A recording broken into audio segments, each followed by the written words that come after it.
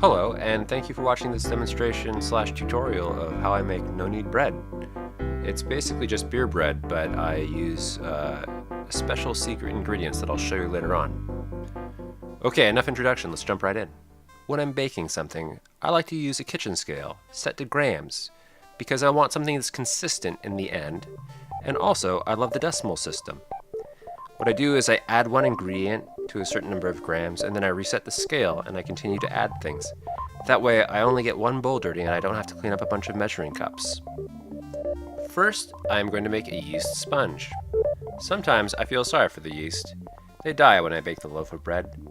But right now I'm going to throw them a little party with sugar, flour, and warm water. That's all they ever really wanted in life. 25 grams of honey or sugar, then 6 grams of dry active yeast, and 85 grams of whole wheat flour. I warm the water to 115 degrees Fahrenheit, and then I add 115 grams of water for aesthetic reasons. The yeast is fine with this. Mix until the ingredients are combined. I set a timer for 20 minutes and, do something else, watch a YouTube video or whatever. And before you know it, it's ready for the next step. The yeast should be visually different. There should be like little bubbles, which is I think why it's called a sponge. And if you shake the bowl, it should jiggle just a little bit. I add 500 grams of AP white flour and create a small well at the top. Instead of using beer, I'm going to use a Korean beverage called makgeolli. I'm not sure I'm pronouncing that right. It is sometimes referred to as Korean rice wine or rice beer. If my recipe has a secret key ingredient, this is it. The makgeolli imparts a neutral flavor profile, and the active yeast culture helps create a crumb with a fluffy texture. You can get makgeolli at Korean and Asian grocery stores. Beer also obviously works. I add 340 grams of room temperature makgeolli. I put the rest in the refrigerator and will drink it later. I stir until the wet and dry ingredients have been combined. The next step is called autolysis, or autolysis. Again, I don't know how it's pronounced. This is where the yeast and their little bubbles do the work of forming gluten strands. Think of this as kneading the bread for you. Notice that I haven't added any salt. That's because autolysis happens best when there's no salt present. I let the yeast do its autolysis thing for about 40 minutes.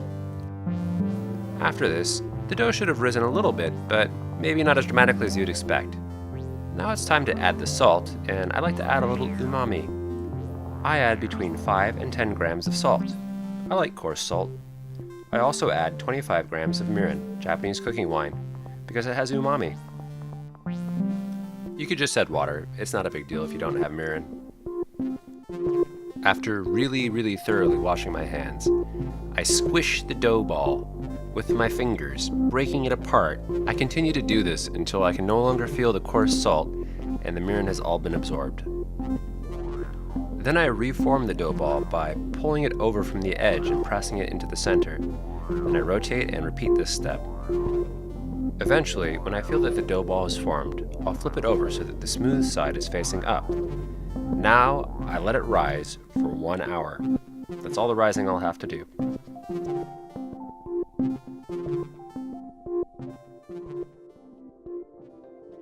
After an hour, the dough ball should have roughly doubled in size and should be ready to be formed into a loaf.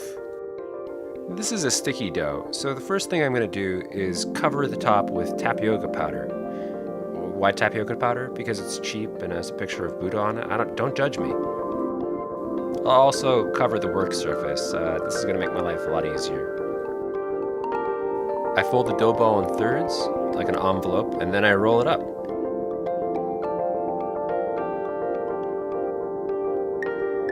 Making sure that there's plenty of bench powder to keep my hands clean.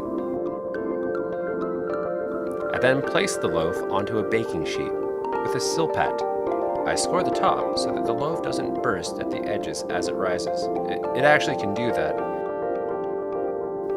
I place a pan of water in the oven. This is so that the bread is steamed as it bakes. This helps create a pleasingly blistered crust.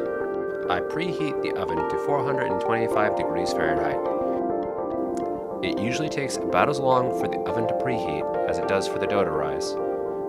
When the oven has finished preheating, I'll coat the loaf of bread with milk wash, although technically this is almond milk, but whatever. You can also use an egg wash, that definitely works. This step is for the crust as well, but if you're going to put seeds on your bread, and I definitely recommend that you do, it'll help it stick. For me, I can't help but add a ton of sesame seeds. Right before popping this beauty into the oven, I slice it one last time, right down the middle. Deep, too. Like about 40% of the way down. Don't worry, it'll expand into a nice round loaf. Kind of like an accordion fold that kind of blooms open. Blooming accordion.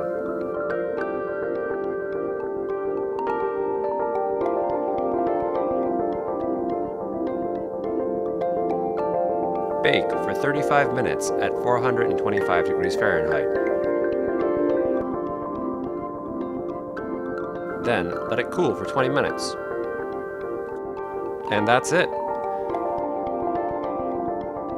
I love the way this thing looks, like it just came from bakery. And the crust always has that texture that reminds me of a desert topology.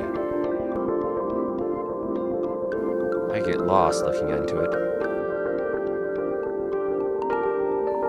But it actually tastes much better than it looks. It's bread, so it's great with cheese or soup or, stuff that you use bread for. You can also just slather it with Earth Balance, I guess. This is just about the easiest bread I know how to make, so I hope you give it a try, and thank you for watching.